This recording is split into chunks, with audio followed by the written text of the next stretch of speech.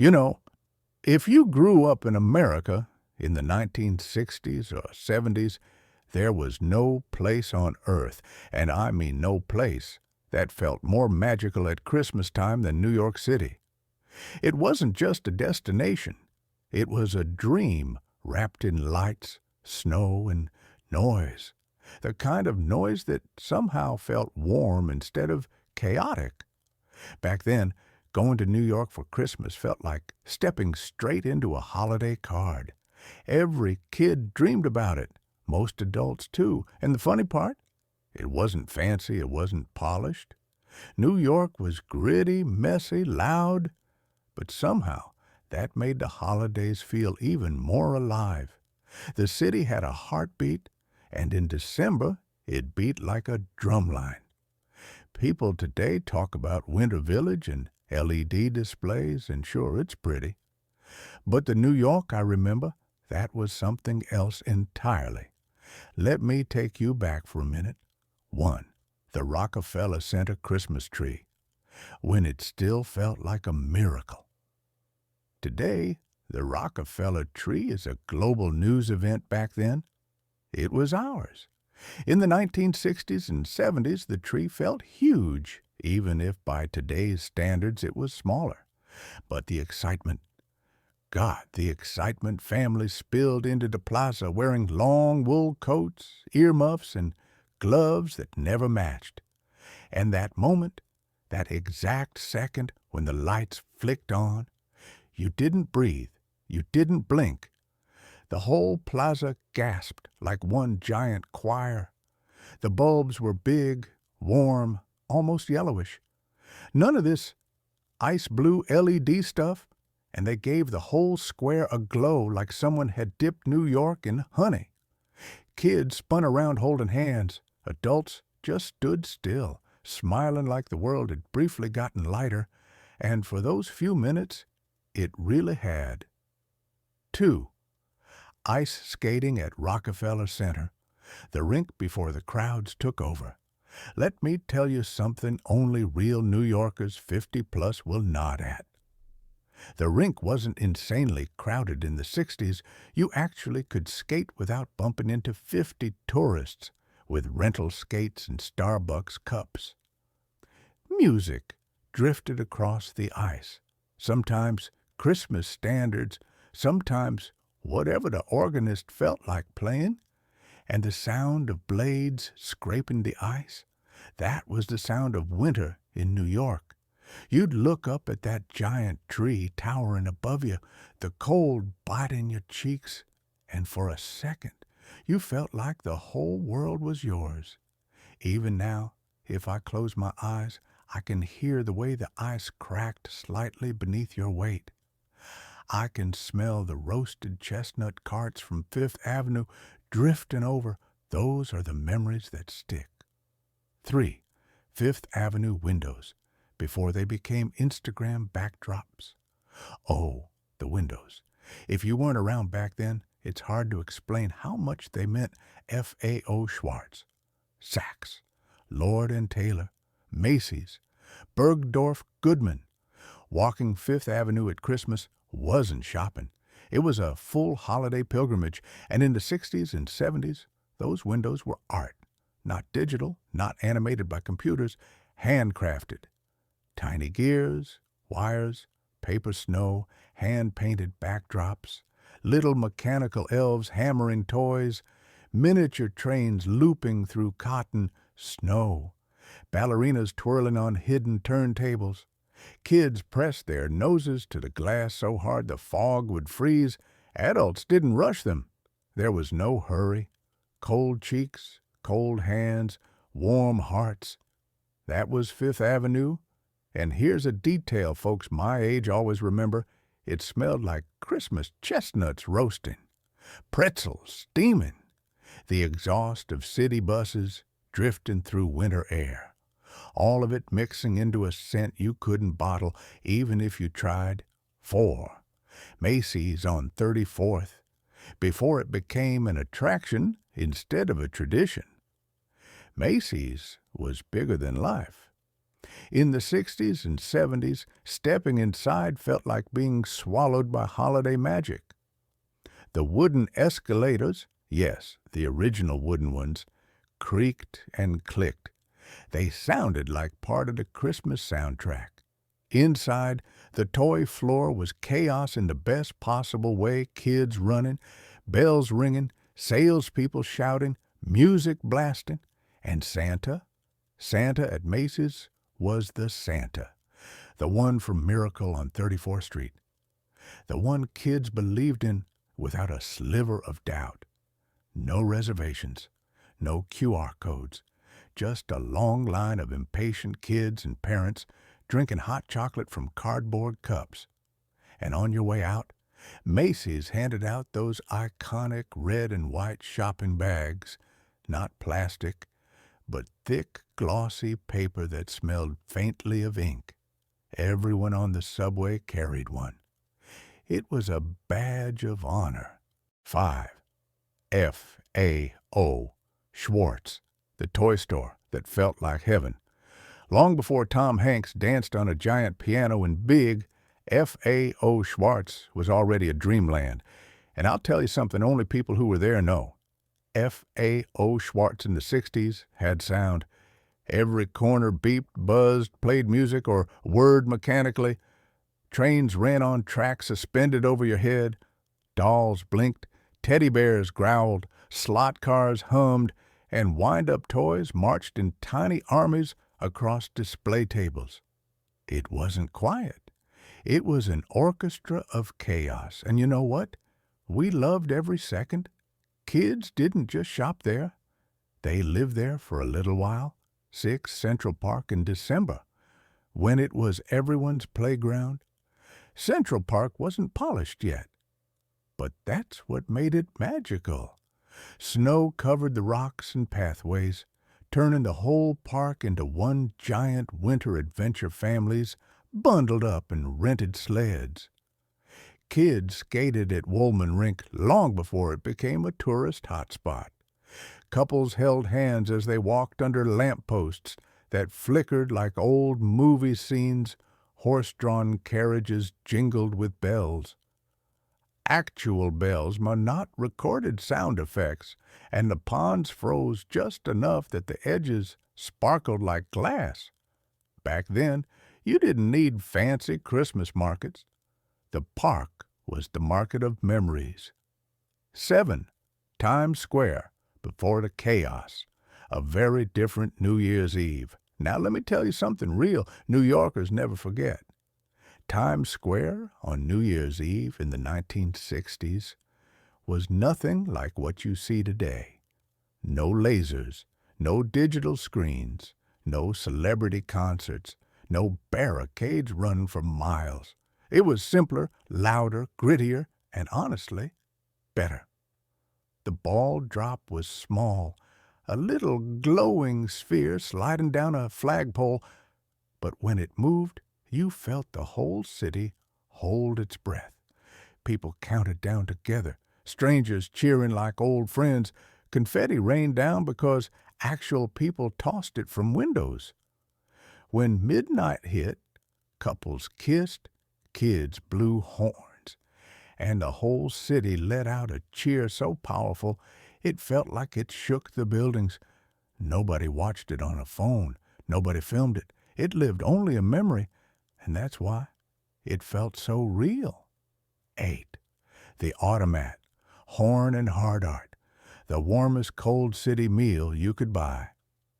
If you know, you know the Automat was pure New York magic, especially at Christmas. Rows of little glass windows filled with steaming mac and cheese, pies, sandwiches, and coffee that tasted better than it had any right to. You dropped in a few coins, turned the metal knob, opened the glass door, and out came a fresh, hot meal like something Santa's elves cooked behind the scenes. Kids stared at the little windows like they were treasure boxes. Families warmed up there between window shopping and Rockefeller Center. Office workers grabbed a slice of pie and a break from the cold. Teenagers hung out, drinking endless cups of coffee. It was cheap, cozy, honest food, the kind that hits twice as good when your face is still freezing from the wind outside. Everyone who lived it remembers it with the same smile. 9. Subway rides that felt like part of the adventure. This might surprise people today, but in the 60s, the subway at Christmas felt almost fun. Old wooden benches, metal straps, the rumbling so loud it shook your ribs, ads for Pan Am flights to Europe, holiday posters with hand-painted Santas layered over graffiti that somehow made it all feel alive. Kids pressed their faces to the dirty windows, trying to see the tunnels. Adults carried shopping bags that brushed your legs as the train rocked. And those musicians, the harmonica players, the doo-wop singers, the jazz saxophonists, they turned every station into its own soundtrack. You didn't even mind a cold creeping in through the train doors. It was all part of it. 10. The city's grit made the magic brighter. Let me tell you something the movies never quite get right. Part of what made Christmas time in New York so magical back then was that the city wasn't perfect. It was rough. It was noisy. It was crowded and flawed and wild. But that contrast, the cold air, the dark nights, the grit, made every Christmas light glow brighter, every window display shine harder, every warm cafe feel like heaven. Christmas didn't erase New York's flaws. It illuminated them and then softened the edges. That's what made it unforgettable. Now, if you stayed in New York long enough during the holidays back in the 60s or 70s, you'd start to notice something. The magic wasn't only in the big traditions, Rockefeller, Macy's, Times Square. It lived in the cracks, the corners, the alleyways, the sounds only locals remember. The little moments that today would pass unnoticed.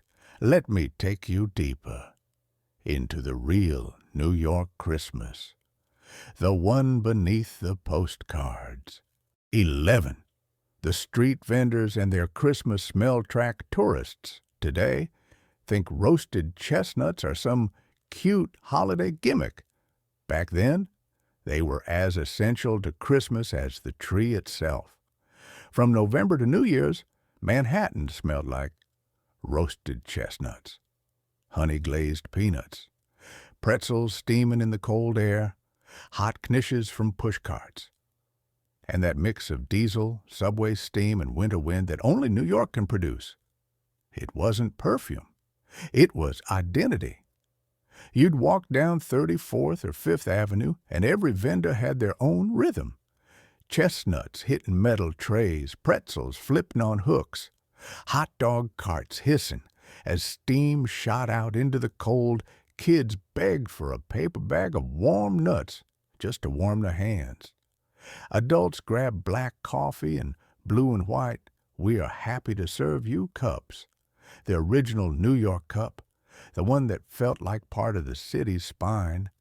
And somehow, even in the city's chaos, the smells made you feel calm, rooted, home. 12. The Radio City Christmas Spectacular. Before it became a brand, everyone today knows the Rockettes. But folks forget, in the 1960s and 70s, the Christmas Spectacular was bigger than Broadway. Families dressed up, suits, winter dresses, polished shoes. Dad would fold the newspaper into his coat pocket. Mom's perfume mixed with the cold as you waited in line. And inside? Inside you entered another universe. The velvet seats, the massive gold curtains, the orchestra warming up, and those Rockettes moving in perfect precision. High kicks, bright smiles, glitter catching every light. But here's the detail. People my age always remember. The nativity scene, yes, the full biblical nativity, real camels, live sheep, a massive choir, The Rockettes were magic. The Nativity was awe. The audience sat silent, children leaning forward like they were witnessing something sacred, and maybe they were. No lasers, no screens, just performance, bigger than life. 13.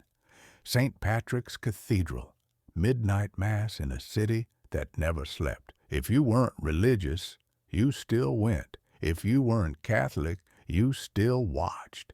Because midnight mass at St. Patrick's during the holidays, that was New York at its most beautiful. The doors swung open and warm candlelight poured out onto cold sidewalks. People packed inside shoulder to shoulder, construction workers, teachers, bankers, tourists, families, immigrants speaking a dozen languages. The choir echoed up into the stone arches. The organ shook your chest. Kids held candles while older folks wiped quiet tears. Outside, Fifth Avenue glowed from the holiday windows, and inside, time slowed. It was peace, the kind you felt in your bones. Even if you didn't believe in anything, that night made you believe in something. 14. Snow in New York. Before it was an inconvenience these days, snow shuts the city down. Back then, it turned the whole place into a playground. When the first flakes fell, kids from Brooklyn to the Bronx ran outside like the world was giving out free gold snow piled on brownstones, blanketed traffic lights, softened the city's edges. And Central Park? It became the biggest sledding park in America.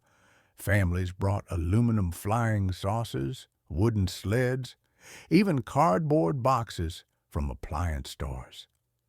Kids zoomed down Cedar Hill screaming at the top of their lungs. Snowball fights broke out near the Bethesda Terrace.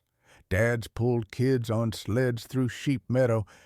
And you want a real New York secret? The best hot chocolate in the 1960s wasn't sold at fancy cafes. It came from Woolworth's lunch counter, Nedick's orange and white stands, Horn and Hard Art automats, and random corner diners that never closed. It tasted like cocoa, milk, and the warmth of a city that had more heart than people give it credit for. 15. When every borough had its own Christmas soul. People forget New York isn't just Manhattan. In the 60s and 70s, each borough celebrated Christmas in its own flavor. Brooklyn Italian bakeries bursting with struffoli, rainbow cookies, panettone. Dyker Heights, starting the tradition that would one day become nationally famous. But back then, it was a local secret Queens, German, and Greek neighborhoods with bakeries that smelled like vanilla, yeast, and sugar. Holiday markets selling ornaments hand-carved in Europe. The Bronx, Arthur Avenue, shining with lights, and butcher shops giving out holiday samples. Jewish delis packed with families buying food for Hanukkah and Christmas, both Staten Island. A small-town Christmas inside a big city. Families decorating houses with giant plastic Santas and blow-mold angels. Everywhere you went, you felt community. Real community. The kind built on families who knew each other for generations. 16. The movie theaters. When going to a holiday film was an event. If you were a kid in the 60s or 70s, Christmas meant at least one thing for sure: a trip to a Manhattan movie palace Lowe's State. The Roxy, until it closed. Radio City Music Hall Films, the Astor, the Strand, the Paramount. Massive screens, velvet curtains, balconies, chandeliers, and the Christmas lineup was always magical. White Christmas reruns, Miracle on 34th Street screenings, Meet Me in St. Louis, animated shorts before the feature, sometimes even live performers before the movie Kids. Got candy canes from ushers dressed in red jackets. Adults shared popcorn that tasted better than it had any right to. And when you walked out, you saw Times Square glowing with lights, cars honking, snow falling, the city humming with energy. You felt like the world was enormous, and you were part of it. 17. The era of department store Santas. When you actually believed Macy's had the biggest Santa, sure, but every borough had one. Woolworths had Santas. Corvettes had Santas. Gimbals had Santas with beards that looked suspiciously real, and parents didn't rush you through it. Kids stood there staring, asking impossible questions, tugging on the costume. And the Santas? They had patience.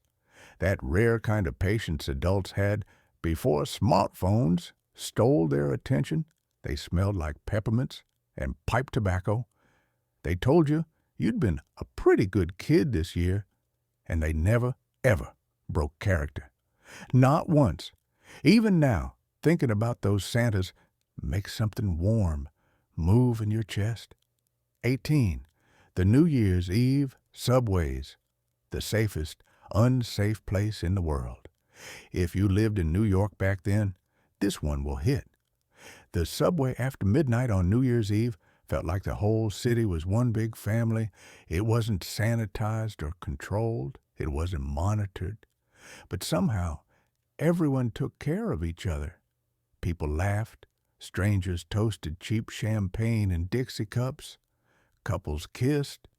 Kids fell asleep on parents' shoulders, faces still smudged with confetti. The trains rattled, the lights flickered, the ads peeled off the walls, and yet the whole thing glowed with a warmth that the new polished city will never replicate. It was messy, it was loud, but it was real. 19. The things New York had then that it doesn't have. Now, if you ask anyone 50, 60, 70 years old what they remember most about Christmas in New York, they'll tell you it wasn't what we did. It was who we were. The city had more patience, more neighborhood pride, more face-to-face conversations, more family rituals, more gentleness, even in its toughness, more wonder. People held doors. Kids played outside with strangers. Stores decorated for joy, not marketing. And Christmas wasn't something you consumed. It was something you felt. That's the part we've lost the most. 20. The moment it all comes back. You know, even now, decades later, sometimes all it takes is walking past a bakery with frosted windows, hearing Bing Crosby drifting from a storefront, or seeing a child press their nose against a holiday window, and suddenly you're back there. New York, 1960s, Christmas, lights glowing on Fifth Avenue, snow settling on fire escapes, the city humming like a living thing. You remember your parents holding your hands. You remember stopping to watch the Saks window. You remember stepping onto the subway with your Macy's bag, your cheeks red from the cold. You remember feeling like the whole world was available to you, just a subway ride away. Christmas in New York wasn't perfect, but it was extraordinary. And the truth is, it never really left. It lives in the people who carry those memories. People like you, people like me. We don't miss the decorations. We miss the feeling, and as long as we remember it, the New York Christmas of the 60s and 70s lives on, warm, bright, magical, and forever young.